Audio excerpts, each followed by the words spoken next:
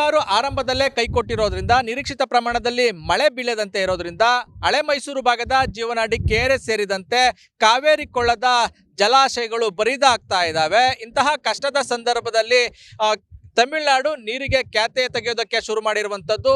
ಜೂನ್ನಲ್ಲಿ ಕೊಡಬೇಕಾಗಿರುವಂಥ 9 TMC ನೀರನ್ನು ಕೊಡಬೇಕು ಅಂತ ಹೇಳಿ CWMA ಮುಂದೆ ಪಟ್ಟನ್ನು ಹಿಡಿದಿರುವಂಥದ್ದು. ಸದ್ಯ ನಾನು ಕೆಆರ್ಎಸ್ ಅಣೆಕಟ್ಟೆಯ ಸಮೀಪ ಇದ್ದೀನಿ. ದೃಶ್ಯದಲ್ಲಿ ಗಮನಿಸಬಹುದು, ಕೆಆರ್ಎಸ್ ಅಣೆಕಟ್ಟೆ ದಿನೇ ದಿನೇ ಬರಿದಾಗ್ತಾ ಇದೆ.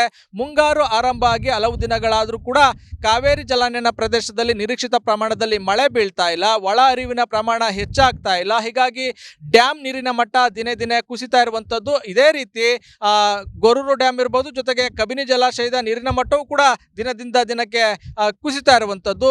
ಒಂದು ರೀತಿ ರಾಜ್ಯದಲ್ಲೇ ಸಂಕಷ್ಟದ ಪರಿಸ್ಥಿತಿ ಇರಬೇಕಾದ್ರೆ ತಮಿಳುನಾಡು ಕಾವೇರಿ ನೀರನ್ನ ತಮ್ಮ ಪಾಲ್ಗೆ ಕೊಡಬೇಕು, ಜೂನ್ ತಿಂಗಳಲ್ಲಿ ಅದನ್ನ ಕೊಡಬೇಕು ಅಂತೇಳಿ CWMA ಮುಂದೆ ಪಟ್ಟನ್ನು ಹಿಡಿದಿರುವಂಥದ್ದು. ಜೂನ್ನಲ್ಲಿ 9 TMC ನೀರನ್ನ ತಮಿಳುನಾಡಿಗೆ ಕೊಡಬೇಕು, ಆದರೆ ಮಳೆಯೇ ಇಲ್ಲದಂತೆ ಇರೋದ್ರಿಂದ ನೀರನ್ನ ಬಿಡೋದಕ್ಕೆ ಸಾಧ್ಯ ಆಗಿಲ್ಲ. ಆದರೆ ನಮ್ಮ ಪಾಲಿನ ನೀರನ್ನ ಕೊಡಿ ಅಂತ ಹೇಳಿ CWMA ಮುಂದೆ ತಮಿಳುನಾಡು ಖ್ಯಾತಿಯನ್ನು ತೆಗೆದಿರುವಂಥದ್ದು, ಪಟ್ಟನ್ನು ಹಿಡಿದಿರುವಂಥದ್ದು. ಸದ್ಯ ಕೆಆರ್ಎಸ್ ಅಣೆಕಟ್ಟೆಯಲ್ಲಿ 11 TMC ಮಾತ್ರ ನೀರಿದೆ.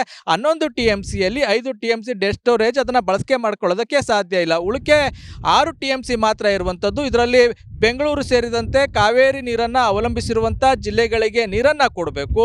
ಅದನ್ನು ಕೊಟ್ಟರೆ ತಮಿಳುನಾಡಿಗೆ ನೀರನ್ನು ಕೊಡೋದಕ್ಕೆ ಸಾಧ್ಯನೇ ಇಲ್ಲ. ಅಂತಹ ಸಂದರ್ಭದಲ್ಲಿ ತಮಿಳುನಾಡು ನೀರಿಗಾಗಿ ಅಂದರೆ ಕಾವೇರಿ ನೀರಿಗಾಗಿ ಖ್ಯಾತಿಯನ್ನು ತೆಗಿತಾ ಇರುವಂಥದ್ದು ರಾಜ್ಯ ಸರ್ಕಾರಕ್ಕೆ ತಲೆನೋವನ್ನು ತಂದುಕೊಂಡಿರುವಂಥದ್ದು. ಮತ್ತೊಂದೆಡೆ ಕಳೆದ ವರ್ಷ ಕೆಆರ್ಎಸ್ ಅಣೆಕಟ್ಟೆಯ ಪರಿಸ್ಥಿತಿಯೇ ಬೇರೆಯಾಗಿತ್ತು. ಯಾಕೆಂದರೆ ಜೂನ್ನಲ್ಲಿಯೇ ಡ್ಯಾಮ್ ಭರ್ತಿಯಾಗಿರೋದ್ರಿಂದ ತಮಿಳುನಾಡಿಗೆ ಸಾಕಷ್ಟು ಪ್ರಮಾಣದ ನೀರನ್ನು ಹರಿಸಲಾಗ್ತಾ ಇತ್ತು. ಅಂದರೆ ಪ್ರತಿ ವರ್ಷ 177 TMCಯನ್ನು ತಮಿಳುನಾಡಿಗೆ ಕೊಡಬೇಕು. ಅದಕ್ಕಿಂತ ಹೆಚ್ಚಿನ ಪ್ರಮಾಣದ ಸುಮಾರು 330 TMC ನೀರನ್ನು ತಮಿಳುನಾಡಿಗೆ ಬಿಡಲಾಗಿತ್ತು. ಆದರೆ ಈ ವರ್ಷ ನೀರು ಇಲ್ಲದಂತೆ ಇದ್ರೂ ಕೂಡ ತಮಿಳುನಾಡು ಕಾವೇರಿ ನೀರಿಗಾಗಿ ಪಟ್ಟನ್ನು ಹಿಡಿದಿರುವಂಥದ್ದು, ಸಾಕಷ್ಟು ತಲೆನೋವನ್ನು ತೊಟ್ಟಿರುವಂಥದ್ದು, ಜೊತೆಗೆ ಸಾಕಷ್ಟು ಚರ್ಚೆಗೂ ಕೂಡ ಗ್ರಾಸ ಆಗ್ತಾ ಇರುವಂಥದ್ದು. ಒಟ್ಟಾರೆ ಹೇಳೋದಾದರೆ ಒಂದು ಕಡೆ ಕಾವೇರಿ ಕೊಳ್ಳದ ಜಲಾಶಯಗಳಲ್ಲಿ ನೀರಿನ ಮಟ್ಟ ಕುಸಿತಾ ಇದೆ, ಮತ್ತೊಂದೆಡೆ ತಮಿಳುನಾಡು ಕೂಡ ನೀರಿಗಾಗಿ ಖ್ಯಾತಿಯನ್ನು ತೆಗೆದಿರೋದ್ರಿಂದ CM DK ಶಿವಕುಮಾರ್ ಯಾವುದೇ ನಿರ್ಧಾರವನ್ನು ತೆಗೆದುಕೊಳ್ತಾರೆ, ಸರ್ಕಾರ ಮುಂದಿನ ನಡೆ ಏನಿರುತ್ತೆ ಅನ್ನೋದನ್ನು ಕೂಡ ಕಾದು ನೋಡಬೇಕಾಗಿದೆ. ಇದಿಷ್ಟು